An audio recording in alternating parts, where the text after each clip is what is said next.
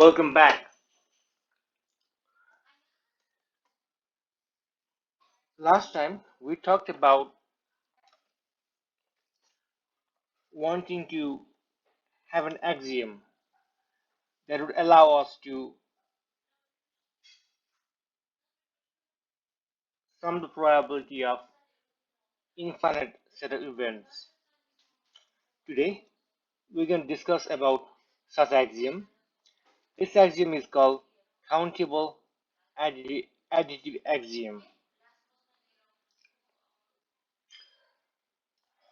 To explain further, we need to draw a picture or sample space.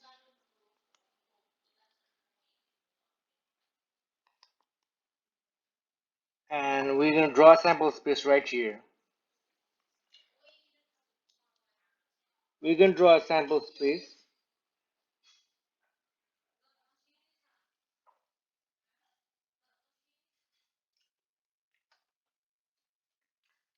And this sample space have some events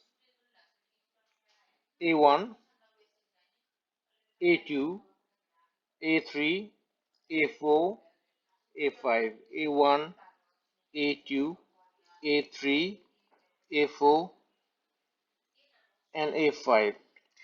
These sample space have some sequence of disjoint events, and we can say that some of these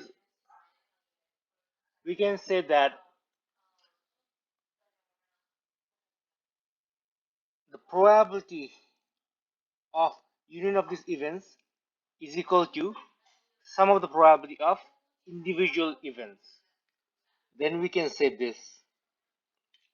countable this is called countable additive axiom. The key word here is sequence.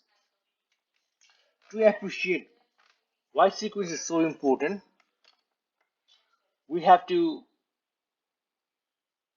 show some other example. Here we'll draw a unit square. Again, we'll draw some unit square here to demonstrate why sequence is so important. And this is our sample space for now. The sample space has always probability equal to 1. And we know that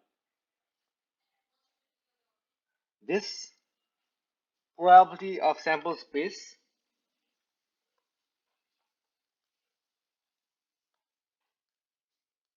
this probability of sample space equal to 1.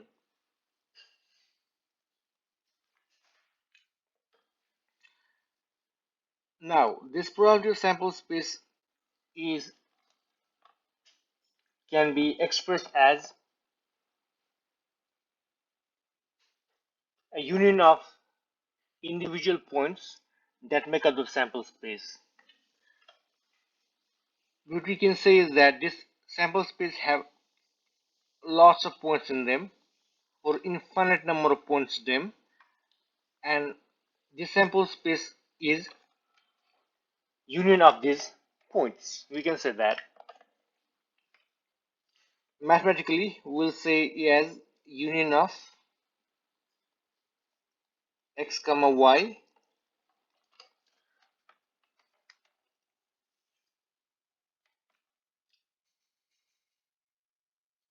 and these points are disjoint in nature because there is no overlapping points. These points are all disjoint in nature.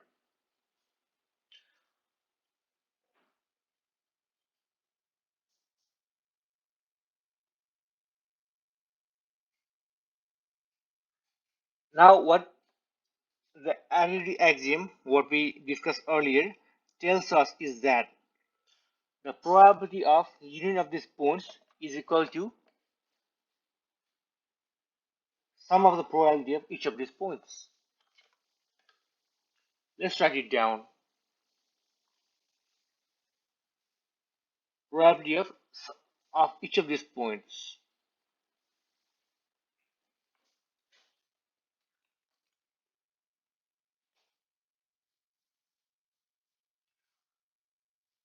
On other hand, we also know that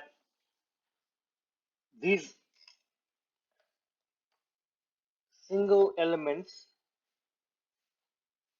single set with only one element has a probability 0 because probability of area of a probability of a point is equal to 0.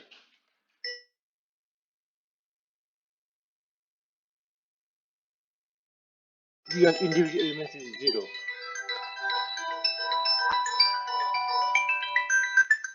And sum of loss of 0 is equal to 0. Now, we have proved that from this expression that 1 is equal to 0, which is not true. What went wrong here? What we did was we use identity axiom on top of the union of points to calculate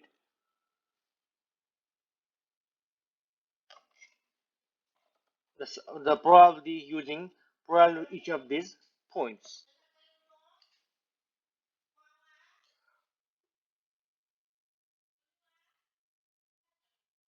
The problem here is that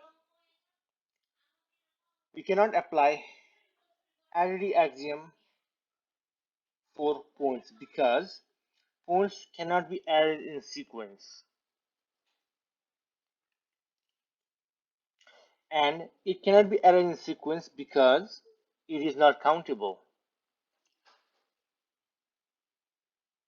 This comes from a subfield of mathematics called measure theory. It says that points in the unit square are not countable.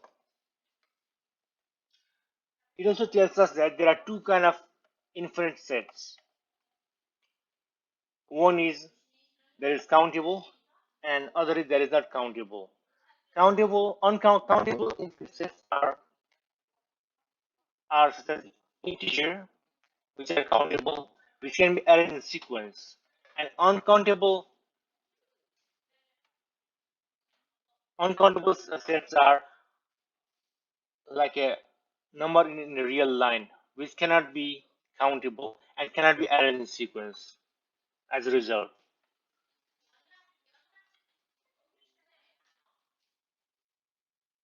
At this moment, it will be good to step back and see whether the axioms we have discussed about earlier, such as uniform probability law, are still legitimate. And it turns out the uniform probability law, which takes into account the area of a set, is still legitimate because it follows the countable identity axiom as long as those subsets are of unit square are nice. Nice being that they are not pathological and we will not encounter them in this course.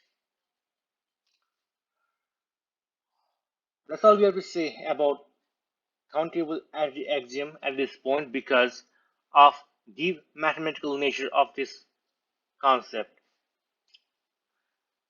So let's quickly summarize what we discussed today. We discussed about countable identity axiom that says that if if there are sequence of events within a sample space which can be arranged in a sequence and they are disjoint, then the probability of those events, union of those events, can be expressed as probability of individual, sum of individual events. Thank you so much.